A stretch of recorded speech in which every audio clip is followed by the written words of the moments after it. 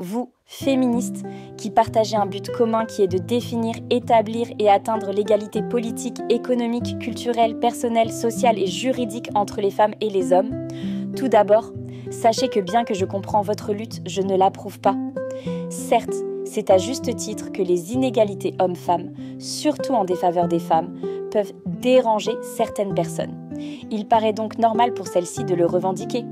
Le problème majeur est que beaucoup de féministes veulent ou ont voulu faire de la femme, au sens stricto sensu du terme, l'égal de l'homme. Cela ne peut être possible tant nos différences sont nombreuses, ne serait-ce que physiques.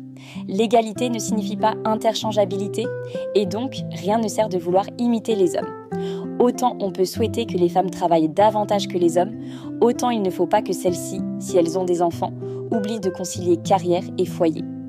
Or ce choix, beaucoup de femmes ont du mal à l'assumer, et si elles se consacrent pleinement à leur vie de famille, vous, féministes, les méprisez alors que, si elles décident de se consacrer pleinement à leur carrière, vous les soutenez moralement.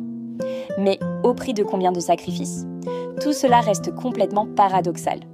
Dans un monde dirigé par la société de consommation, la femme au foyer consomme peu pour son propre plaisir, préférant privilégier le plaisir de ses enfants et de son homme.